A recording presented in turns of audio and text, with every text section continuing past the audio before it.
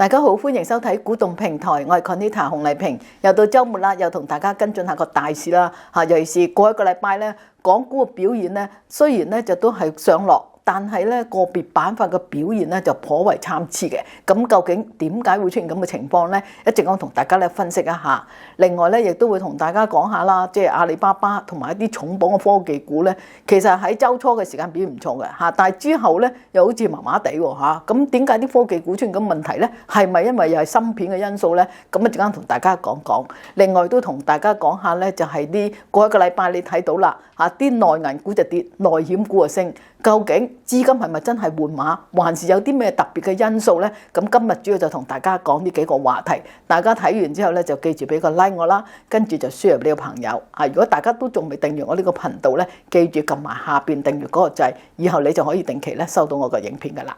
同大家分析大市之前咧，都想同大家跟進翻啦。就係之前咧好多觀眾都支持，就話希望咧我可以搞一個聚會。咁我終於都揾到一個比較合適嘅地方啦。咁個日期咧就會喺咧2月7號星期六嘅中午。咁希望到時咧同大家咧共進午餐。咁今次咧個聚會咧，大家都係好輕鬆咁樣去，即係大家分享啦。咁但係我主要咧都係同大家講下投資啦，講下點樣揀股啦，亦都會咧有啲股仔咧同大家傾下。咁到時咧希望同大家分享。咁至於你話即係報名嘅方法啦、收費啊嗰啲詳情咧，大家喺熒光幕裏面睇到啦。大家只需要咧用 WhatsApp 報名，咁跟住咧我哋就會將嗰啲詳情咧就會 WhatsApp 報俾翻大家噶啦嚇。咁大家咧就可以根據翻熒光幕嘅資料去跟進就得噶啦。好啦，咁啊同大家跟進翻個大市啦嚇，港股咧喺過去禮拜咧其實都係升升跌跌嘅啫。喺週初嘅時間咧，其實啲科技股上升嘅，但係亦都同時間睇到一啲內銀啊、電信啊同埋啲汽車股咧就下跌。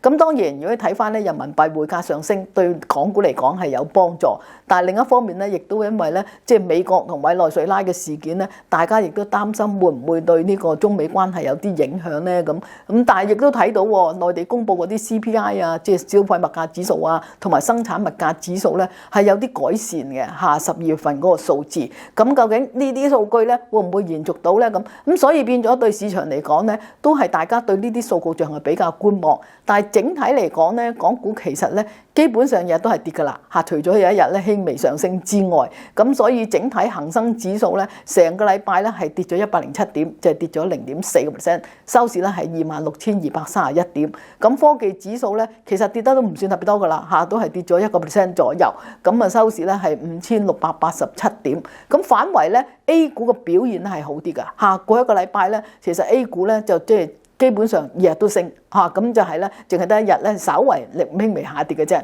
咁上證指數啊、深成指數啊，同埋呢個創業板指數喺過一個禮拜其實都升咗4%，而且咧星期五嗰日啦 ，A 股嘅成交咧係達到3萬億㗎嚇，咁呢個數字咧都真係比較大啊。咁所以咧 A 股嘅勢暫時睇嚟就即係比港股好啲，咁但係會唔會對港股嚟講都有個帶動作用咧？咁其實咧 A 股咧一直以嚟對我哋都係有一定嘅影響嘅，只不過咧即係過一個禮拜其實 A 股表現比港股好咧，最主要係因為喺港股喺呢個假期元旦假期翻嚟嘅時間咧，連升咗3個交易日，嗰度咧其實都升咗成1000點㗎啦。咁所以咧，我覺得呢個係真係正常嘅調整，亦都未能夠跟到 A 股上升嘅主要原因。咁嚟緊呢個禮拜咧，我諗最主要睇翻外圍咧，當然啦嚇，美國都有啲數據嘅，譬如一個消費物價指數啊、生產物價指數啊等。咁另外大家又可能會睇下究竟美國即係特朗普係咪會真係公布聯儲局下一任嗰個主席咧？咁但係呢樣嘢其實都拖咗好耐，我諗佢久不久就會出嚟講，咁就希望咧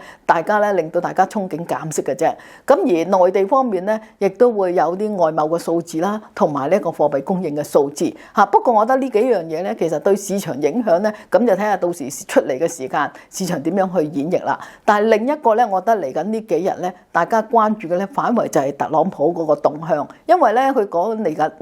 啱即係過去嗰個星期五啦嚇，美國時間咁咧就法院咧就會咧係裁決究竟美國總統特朗普去頒布嘅全球對等關稅咧係合唔合法。咁但係就即係咪咁簡單咧？即係就算我覺得咧，法院個判決係點樣都好，其實跟住落嚟咧，特朗普都會有其他嘅動作噶啦嚇，佢亦都唔會話因為咧判決如果假設真係一面倒係佢輸咗嘅，咁佢就會就咁咧就停止個關稅，佢可能喺其他方式方面咧，亦都會令到咧美國可以增加到收入。咁所以我諗咧嚟緊喺呢方面嘅聲音咧，都仲會係不斷都係繼續有噶啦。另一樣咧就睇下究竟佢對呢個委內瑞拉嗰方面進一步有啲咩行動啦，同時咧亦都不斷咧就係講話嚇，對於其他嘅即係南美嘅國家，包括咗呢個墨西哥啊、哥倫比亞等等咧嚇，又話即係嘅都要咧係跟住可能會面對住就係委內瑞拉問題啊咁，所以變咗令到咧大家覺得咧嗰個即係政治局勢好似好混亂咁樣。咁當然我覺得咧呢樣嘢咧係繼續都會有一定嘅即係影響住個大市噶啦。咁但係實際嚟講咧，我覺得喺中國方面咧，暫時咧就唔會有啲咩大嘅回應住嘅嚇。咁所以變咗我諗個市咧繼續都係以一個上落格局為主，咁同埋咧就繼續偏向咧睇下啲資金係咪繼續咧喺度做緊一個調倉嘅行動，因為佈貨2026年去做一個部署。咁所以預期恒生指數咧最多落翻去咧就係可能係之前個禮拜25,800嗰個水平啦，上邊咧26,800咧暫時係啲阻力嚟㗎啦。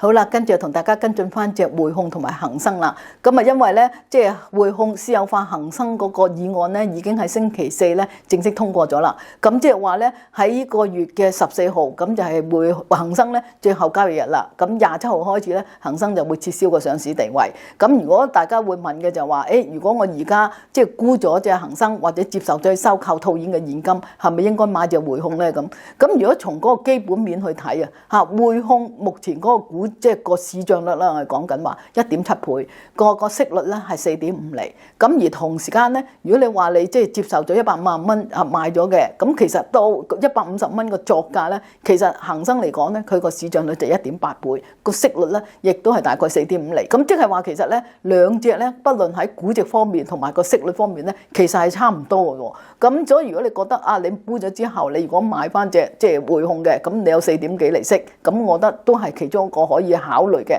不過我自己覺得咧，即係呢啲位咧，好似我之前所講啦嚇。如果你話去到120幾蚊啲位，去叫人即係喺呢啲位去買咧，其實我又唔係好即係唔係好放心嚇。不過因為咧另一個要注意嘅就係因為佢私有化成功之後咧，匯控就講咗噶啦，佢嚟緊3季咧佢就停止嗰個回購。咁會唔會因為咁令到個動力係減弱咗啲咧？咁所以我諗就算如果大家要真係話套現咗恒生嘅資金，然之後跟住買匯控咧，我諗都可以稍為咧係等一等，睇下即係私有化嘅消息而家消化晒啦，咁究竟嚟緊個股價會唔會有機會咧可以停少少去買咯？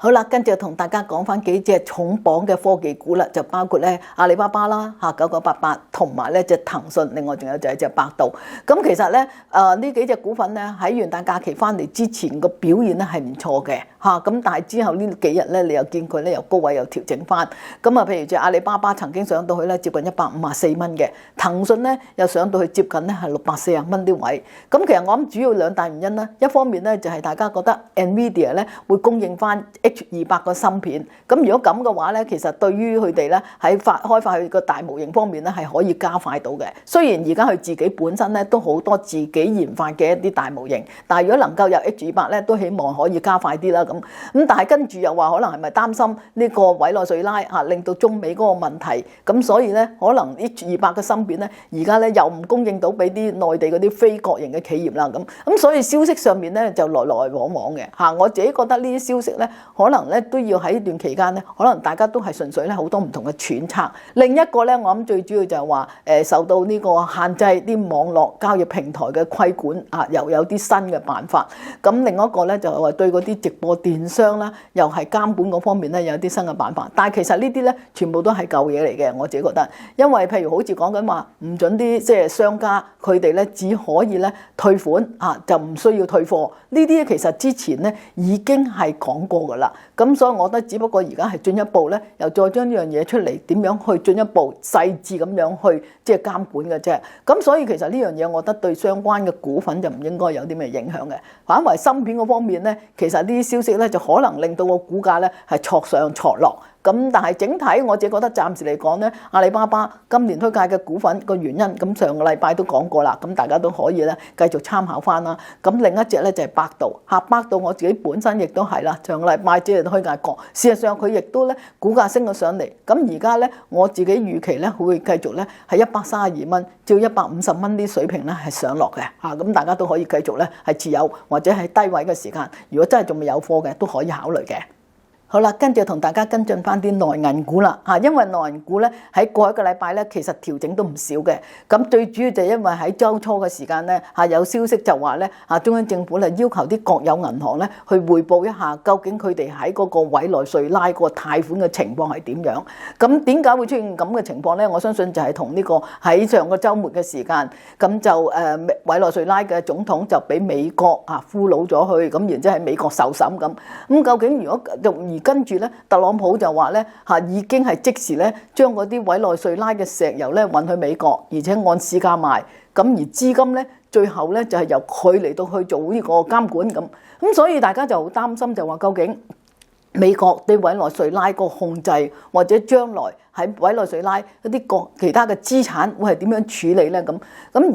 內地咧，即係委內瑞拉嚟講咧，亦都係內地一帶一路嘅其中一個主要嘅國家。咁所以大家咧就會覺得，喺銀行方面會唔會有影響，或者係甚至乎喺其他嗰個行業方面會唔會有影響咧？咁所以令到大家咧覺得，即係內銀股可能喺呢方面咧係面對住一定嘅風險。咁所以內銀股咧普遍咧都調整咗差唔多由3% 至到6%，其中跌得比較多嘅咧就係隻招行，其次跌得多嘅咧就係隻呢個農行。咁其實我諗咧，究竟實際影響係點樣咧？具體嘅影響我哋真係冇清，就好難計算到出嚟嘅。咁但係我覺得，如果呢啲係國家即係層面嘅一啲貸款咧，尤其是一啲基建啊各方面嘅咧，好多我相信都係由一啲政策性嘅銀行去做嘅。譬如好似中國啲國家開發銀行啊等等啦咁。咁但係呢啲國營嘅銀行咧，佢哋會借嘅貸款咧，我反為就係擔心會唔會有啲所謂嘅表外貸款啦。個表外貸款即係話佢唔係直接借錢，但係佢可能係一啲擔保嘅貸款。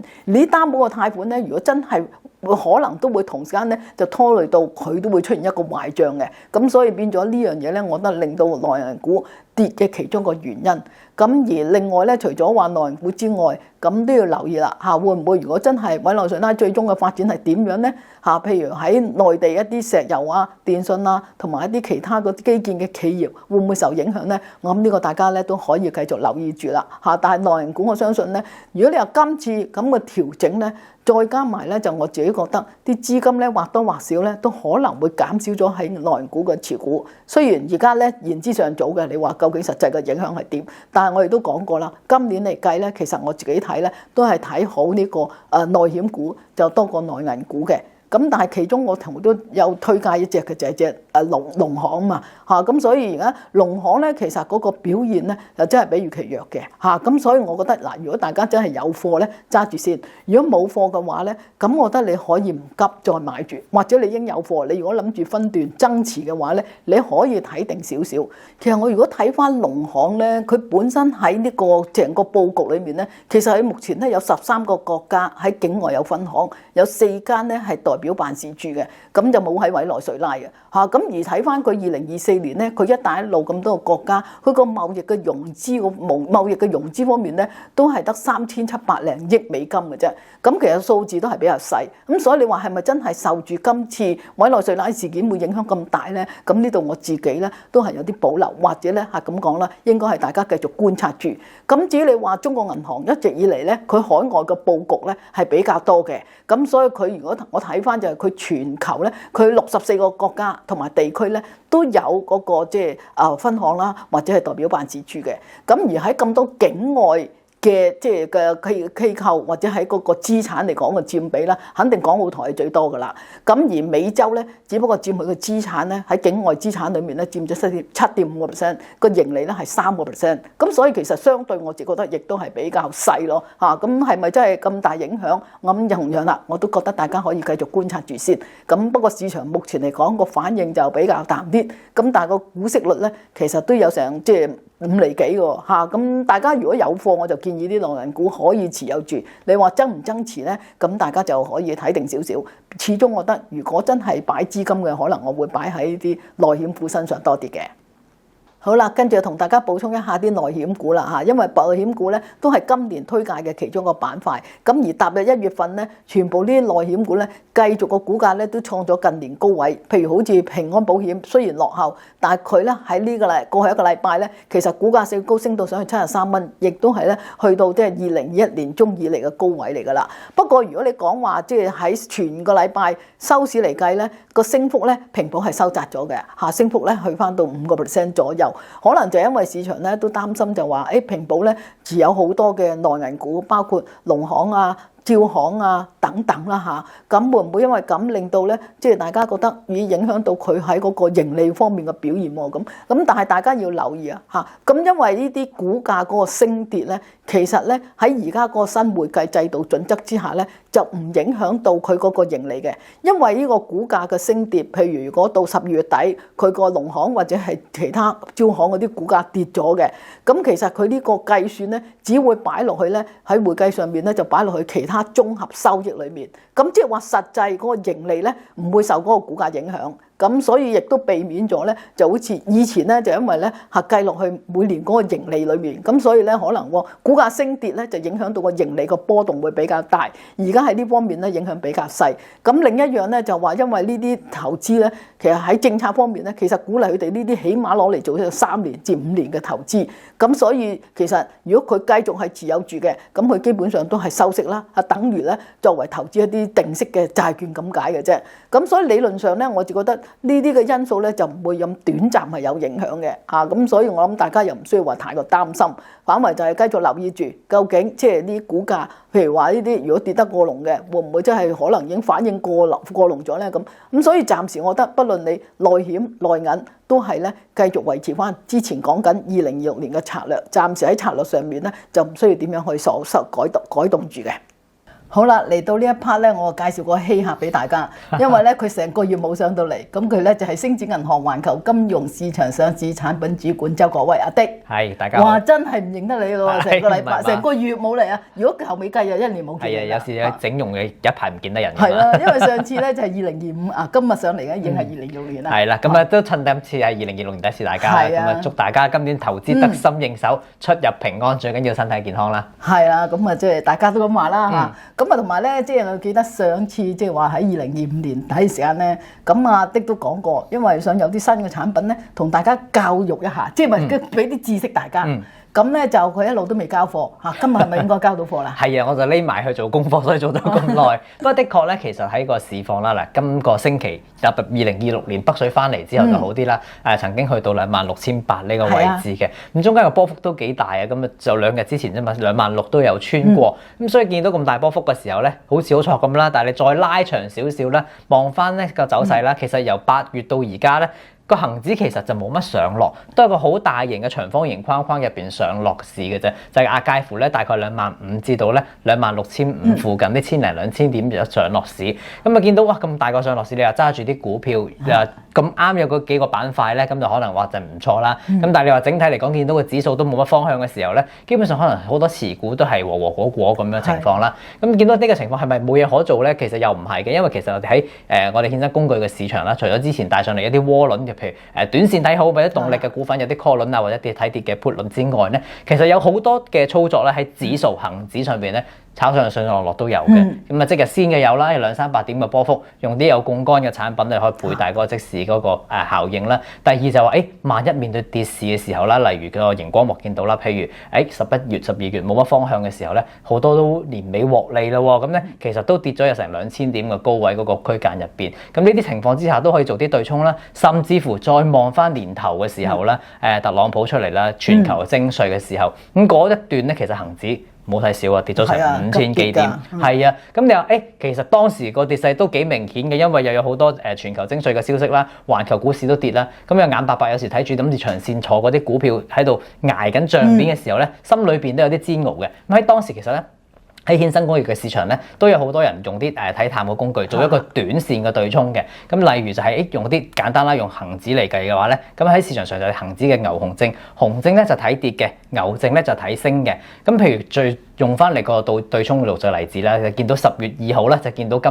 年2025年嘅高位，而嗰當日收市就大概27,287嘅位置啦，27,000樓上嘅位置啊。舉個例子，當時假設你揀隻熊證去睇淡嘅第一隻啦，上邊嗰隻57827為例啦，收回價咧有個27,700點。嗱咩意思咧？當時恒指就27,200附近啦。咁如果喺當時真係見咗頂啦，跌咗落去，咁個市跌嘅話，恒指跌嘅話咧，呢隻恒指嘅熊證咧係睇淡嘅，咁佢反而咧就會上升嘅。咁調翻轉頭啦，哇！當時如果唔係跌落去喎，恒指係向上升喎，咁當然佢個價錢都會跌啦。甚至乎如果升到27,700，即係呢個收回價咧，咁佢就會停止交易㗎啦。今日俗稱打靶。咁如果投資呢個產品其實都唔係話好新㗎啦，喺市場上都有差唔多成20年添㗎啦。咁所以見到咧，其實喺市場上嘅操作就好成熟㗎啦。咁舉個例子咧，嗱，框住咗另一個條款就係個換股比率，上邊嗰隻57827咧就係10000對1嘅。咁用翻啲實際嘅嚟做例子咧，嗱10月2號高位跌到落去咧12月16號25,235點嗰個位置啦，跌幅咧就大概2000點鬆啲嘅。咁57827咧就由當時4400升到去咧12月16號嘅2毫半，咁啊升幅咧大概2毫06。咁你見到呢個數字其實有少少似嘅，點解咧？10000對1嘅意思咧就係代表咧呢一隻證大概咧恒指每升跌10格。10點，咁呢隻咧就會升跌1格，咁佢跌咗2000點啦，咁佢個理論變化就大概200格，即係2毫子到1格就係0.001，咁所以數就好易計嘅啫。下邊嗰隻咧同樣都係熊證睇淡嘅，咁就20000對1，咁換言之啦，大概就係期指或者恒指咧升跌20點咧，佢就變動1格0.001，係個敏感度嘅分別啫。咁你又見到假設啦，當時跌咗成2000點咧，呢隻熊證嘅當時喺期間咧就錄到大概3.7倍嘅升幅，由4.4去到2毫06。咁呢個咧就可以對沖到短線一啲倉位下跌嗰個風險啦。咁第二啦，咁啊下邊嗰隻57362，咁咧又見到個分別咧，兩隻都係睇淡個熊證，27700咧，你見到個隔離個槓桿就16倍到，57362咧隔離個槓桿咧就大概13倍到。話俾我哋咩信息咧？就係話當然你揀得越近收回，風險就自然越大，但係咧因為揀得近個價錢細啲咧，個槓桿亦都相對越高嘅。咁所以你見到呢個咧就係大家都好多投資者就算唔買牛熊證咧，都日日去啲輪商嘅網站嗰度睇嘅。就係呢度我就係想問一問，即係你知啦，大家都覺得喂牛熊證，你正話都提過啦，收回風險啊，一聽見牛熊證就驚收回。咁但係其實嗱，就算即係好似你話齋，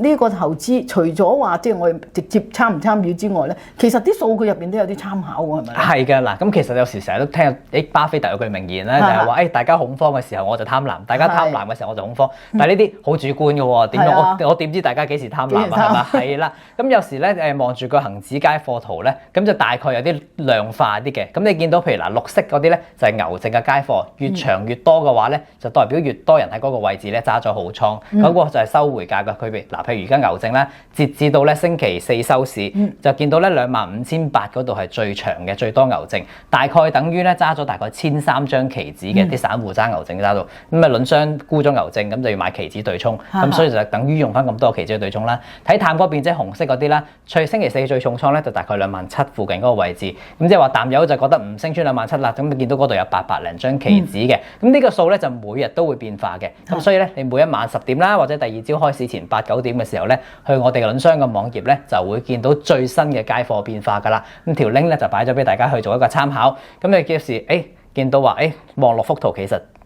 點睇都似係睇好嘅人咧，就稍為多少少嘅比例，大概就6:4。咁但係又經過咗禮拜5嘅升跌變化，會唔會有變化咧？咁就上翻週末上翻我哋嘅網站睇，或者之後有興趣咧都可以繼續去跟進翻嘅。咁由呢個表你見到啦，嗱牛證掃落去啦，越低嘅話咧，望落去右手邊咧個槓桿就會越少嘅。調翻轉頭啦，熊證揀得越遠越高嘅話咧，個槓桿亦都係越細。換言之話俾我哋聽就係，如果揀得近收回嘅話咧，咁嗰個槓桿會好大，但係個收回風險容易，掂到收回嘅風險咧機會咧亦都越大嘅。咁所以用呢個產品嘅時候咧就要注意翻啦。咁啊牛熊證就講到嚟呢度咧，我覺得一集咧我覺得又唔係好夠嘅，但係講得太多咧，大家可能需要啲時間消化下。咁啊講住咁多先，如果有問題想查詢嘅，記得咧就喺留言嗰度留低，咁我就會同阿 Conita 咧去聯絡下，咁啊答翻大家嘅問題，甚至乎可能如果真係有興趣，我哋又再整多集再講解多啲，因為佢喺市場上咧真係相當之受歡迎。咁啊就算個市唔係大升大跌啦，即使上落300-400點嘅波幅咧，都係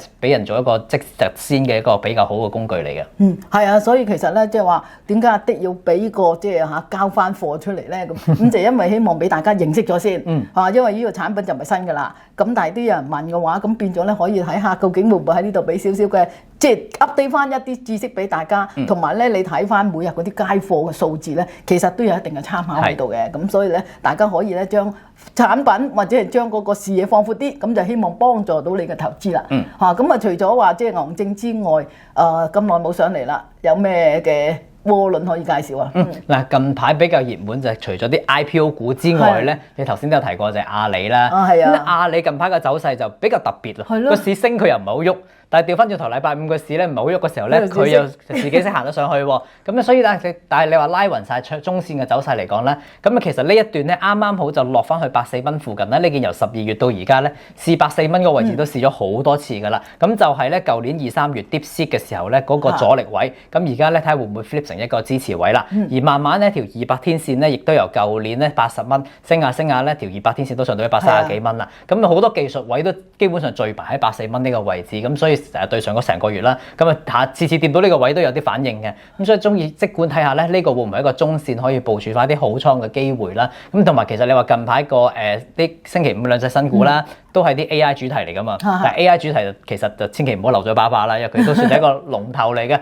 咁如果你話104蚊附近想部署翻啲阿里嘅好倉咧，今日帶上嚟一隻新嘅 call 輪就24204，咁啊24204咧就係行使價就188蚊附近，今年7月到期嘅，槓桿俾到挨近6倍，同樣嗰啲理論價錢用計數機計出嚟嘅參考價位咧，就擺咗熒光幕右邊俾大家參考下啦。咁啊唔該晒阿的咧，就講咗隻 call 輪啦。不過我亦知道咧，其實阿里巴巴咧，基本上好多人都有噶啦。咁如果譬如話想平衡翻個風險，又會唔會真係喺隻即係put輪又會好啲咧？還是可唔可以參考下咧？真係舉一反三啊 Conita 嗱，恆指可以對沖嘅時候咧，其實個股都可以對沖嘅。你望翻隻阿里咧，由10月高位見咗頂就係180蚊嗰陣時咧，短線嘅高位啦，一路咧反覆向下嘅。如果你又揸咗正股又諗住長線投資咧，想對沖下咧，其實同一個道理嘅啫。咁亦都有阿里嘅熊證或者 put 輪咧，可以俾大家做一啲睇淡嘅工具嘅。咁啊可以一個中短線嘅對沖啦、持倉嘅選擇嚟嘅。咁同樣啦，產品選擇都可以上翻我哋嘅網頁度揾到嘅。係啦，咁啊大家咧就要留意翻個風險啦，不論你正股啊或者其他衍生產品咧，自己都要自己計條數，咁啊睇下究竟個風險點樣去自己平衡個組合啦。好啦，今日就唔該晒阿的啦。阿的正話講個股份有冇持有啊？冇持有嘅。